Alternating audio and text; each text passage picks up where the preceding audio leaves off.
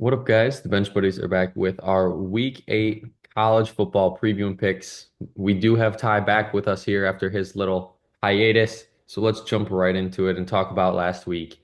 And you can see there, it wasn't the best week for us. Ty finishing 500, me 60%. I mean, I guess it's a winning week, but it wasn't too thrilling. Obviously, three of our four games we got wrong were the Utah game, obviously upset UCF shocking game. They lost at home, and then Colorado lost on a heartbreaker.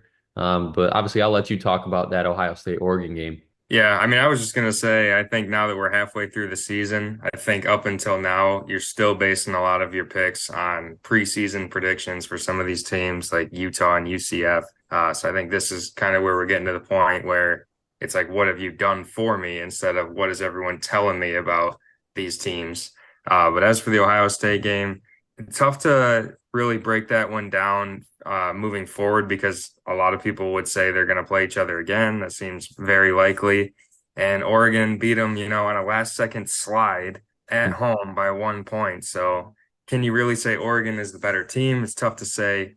But they definitely showed that they are one of the three or four best teams in the country after kind of struggling at the start of the season. Yeah, I agree with that. I mean, the Lanning coaching masterclass at the end of the game, putting 12 men on the field. People don't realize that took like 6, 7 seconds off of the game clock, and that's 6, 7 seconds that they could have had to kick a field goal. So obviously the NCAA, I think they made a rule last night actually, where now if that's the case, it'll just be blown dead and they'll take the 5 yards unless the guy is like on the field and almost off of the sidelines. But if he's on the field, middle of the field, they're just going to blow it dead. So that's something to watch for, as officials may miss that call during the season, because it's always tough with an in-season change.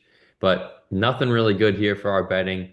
I went 500, maybe got you your money back. Ty, just 2 and 4. We just haven't really been hitting on these this year. As you can see, I'm under 500 and you're just over 500. Yeah, I mean, as for Oklahoma, I think that seat's got to be getting at least a little warm, if not hot, for Brent Venables. They just look like they can't do anything on offense right now, just not clicking at all. And Utah, I'm not sure what's going on with Cam Rising, but I hate to say he might just be done at this point. He's been hurt the last 2, maybe 3 years at this point, and he just doesn't really have it anymore. So tough to see, but it's going to be a rough go for them moving forward. Yeah, and then we got this week's best bets. I'm going with Arizona State +5 on the road at Cincinnati. I know Cincinnati just went on the road and beat UCF, but I think Arizona State is just on fire right now. And they're a team that I think is going to somehow, some way find ways to win games. And I think they're going to do that. Nebraska +6 on the road at Indiana. I think that's going to be a field goal game. Don't really know where I'm going for that one yet, but I can see Nebraska covering. Tennessee +3 at home against Alabama. Both these teams have been susceptible of possibly getting upset, but haven't yet. And I think this game is going to come down to a field goal, and I like the three there with Tennessee. Texas Tech is undefeated in Big 12 play, has one loss this year at home against Baylor, who hasn't won a Big 12 game and is 2-4. So I think that's kind of free points there for the Texas Tech six. And then the overs in the two biggest games possibly this week, both SEC matchups. Yeah, my lock of the week, I'm going with Purdue. Joel Klatt is who sold me on this one. Big Ten teams have struggled this year in the cross-country trips. That's like USC going to Michigan, Michigan going to Washington, trips like that. And what he said is teams in college football coming off their biggest emotional win usually struggle the next week. Then you factor in that it's Purdue, who's been known to pull upsets, and it's a Friday night game all the way across the country. I feel like that's all the makings of a Purdue cover. Miami, I think I'm pretty much done on Louisville. I thought maybe they'd show something this year. I just don't see it. So I think they cover. I think Nebraska and West Virginia both win outright. I think the magical run for Indiana kind of comes back down to earth. Notre Dame I know they lost to Northern Illinois. I know it's hard to look past, but they've just been killing everybody since that game. And I think that continues here with another easy win. And it feels like a risk taking LSU because this game has like Vegas knows something written all over it. But I still think they cover that very small spread on the road. Yeah, and then our first game, you just mentioned it. Miami goes on the road to face Louisville. And obviously, we're both going with the Hurricanes here. What Cam Ward has done to this program is going to hopefully be talked about for the next few years. Just because, I know how Miami has finally wanted and needed a competitive football team. And if he goes on the road here, gets a win, gets them to 7-0, and I'd say Louisville's probably top four team in the ACC at this point this year. If they can do that, go on the road, beat that team, it's looking like this Miami Hurricanes team, whether they win the ACC or not, is going to get into the playoff. Yeah, I think this is finally a game where Miami fans won't be on pins and needles the whole second half. They've had two very dramatic wins in a row. I think this week's going to be more straightforward and they take care of Louisville, I'll say by 10. And then probably the game you're going to be watching at noon, Nebraska, Indiana. And if you had this game circled on your calendar, week 8 of both these teams having one loss, I'd call you crazy. Myself at the beginning of the year, I took Nebraska to go 11-1. So maybe I was kind of expecting something like this, but Indiana at 6-0, nobody saw coming. And obviously they just keep on winning. But I'm going with Dylan Raiola, Nebraska on the road. I think Matt Rule gets his, I'd say, statement win this year and probably is going to get Nebraska ranked again and get them to 6-1. Yeah, I think this is maybe the most underrated game of the week. Probably the biggest Indiana home game in at least a decade, just with everything at stake, a chance to get to 7-0. But I think Nebraska is going to get this win. I think they've been due for years for a big win. And I know that Illinois loss was disappointing, but this is a really big opportunity for them to kind of right the wrong of that game. And I think they will on the road. I think their defense will be too much for Indiana. They move them to 3:30. Notre Dame goes on the road to face Georgia Tech. Could be a trap game for Notre Dame, but I'm still going with the Fighting Irish here. And I say that because Riley Leonard, after that loss to Northern Illinois, I think he's taken responsibility in this team. He is going to be another 1 year quarterback for Notre Dame, but this team, they don't have to fall back on, oh, well, if we go to the conference championship game and win that, we're in. This team pretty much has to win out to get into a playoff. And I see them winning in this game. It could be a tough game, like you said before we started this video.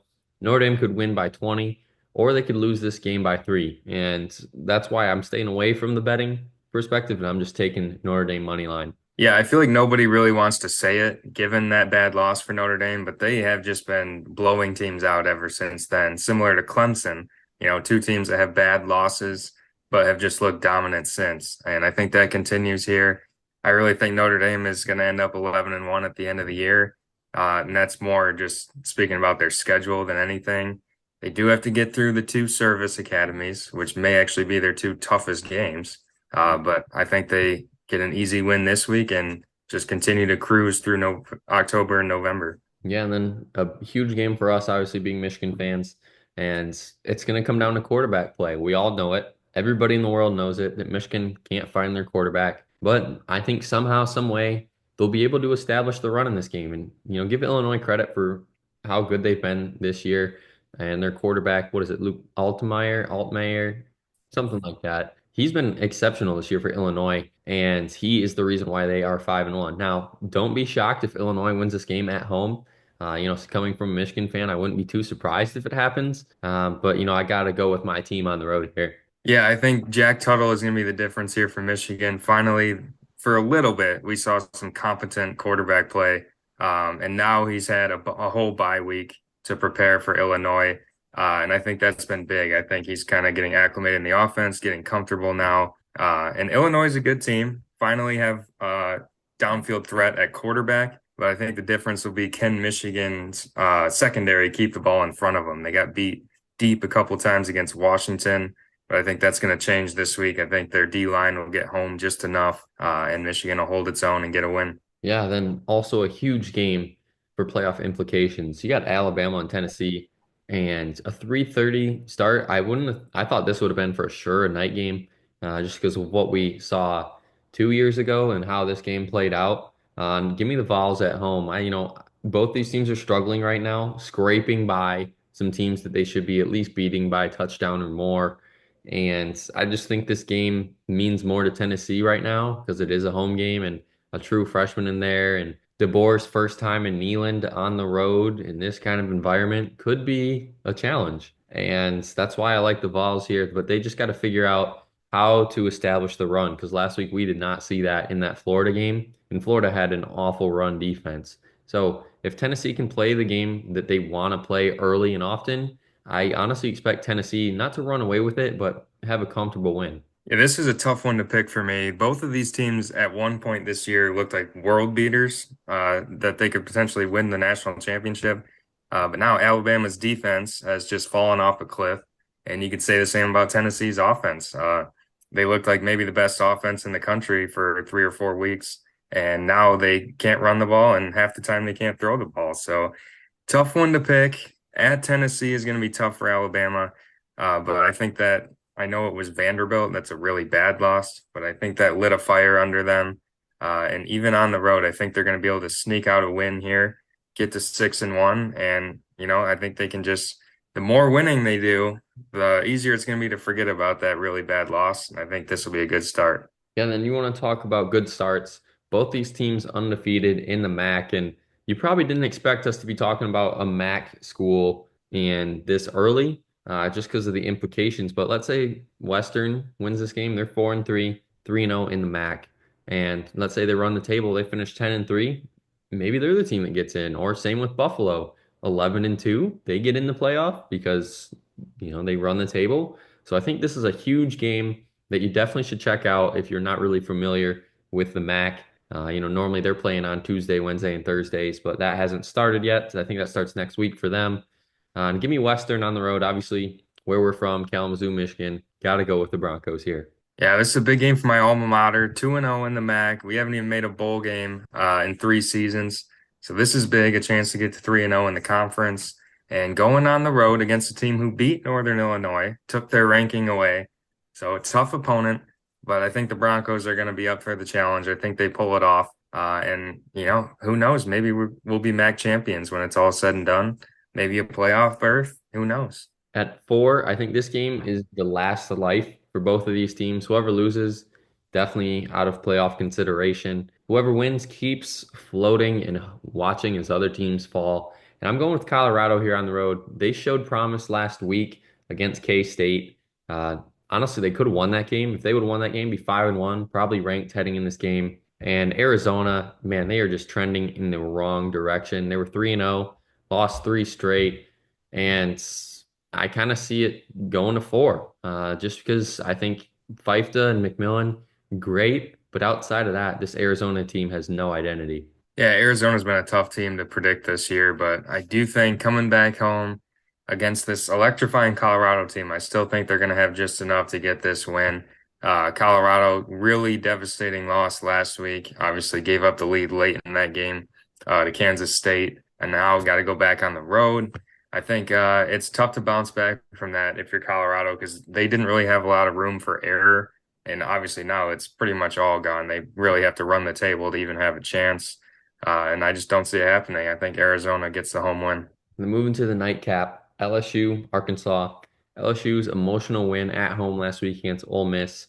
And you talk about like what you said in Joel Klatt. I think LSU could kind of be in that same boat of coming down from cloud nine in a big win and going to Arkansas. We saw Arkansas already beat Tennessee, and maybe they pull off another upset here in LSU. But for right now, I like LSU and what they are doing over there. Brian Kelly has LSU in a great position in his first few years. This team has been very competitive and very good.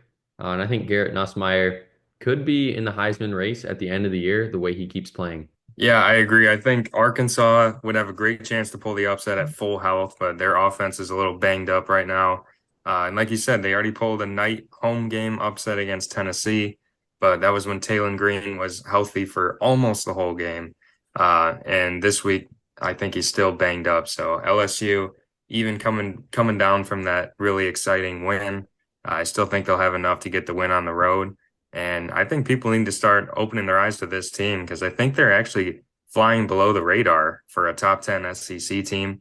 And if they can get through this road game, get to 6-1, they're going to be a dangerous team in the SEC. Yeah, then talk about an SEC game and dangerous. Both of these teams on a crash course to play each other in the SEC championship. I think that's probably the most likely matchup at this point if Georgia wins this game. Now, if Texas wins this game, I have no clue who Texas will probably play in the SEC championship because there's going to be a lot of teams, 1, 2, maybe even 3 losses get you in the SEC championship game just because how deep the SEC is this year.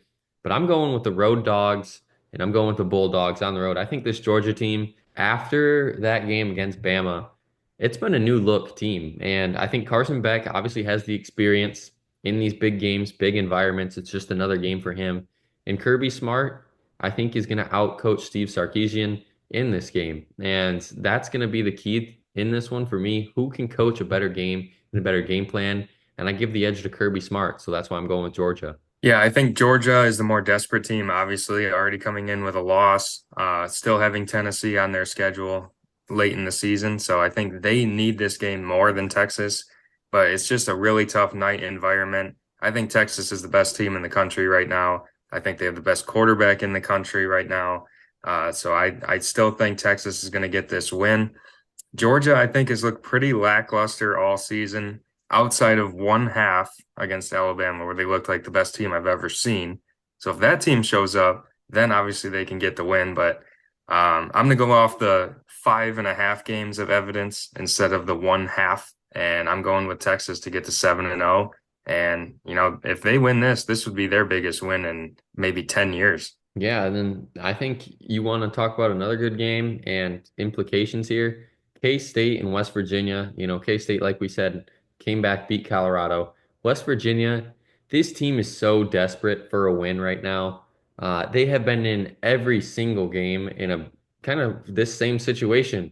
A team with one loss in the Big 12, ranked in the teens, has a good chance to pull off an upset. It's looking good for them and they just haven't been able to do it. And I think they finally break through this week and get that upset against the Wildcats. Yeah, I agree with you saying they're a desperate team because I think West Virginia did come into the season with some expectations and obviously didn't start the way they wanted to. Couldn't get that win over Iowa State last week.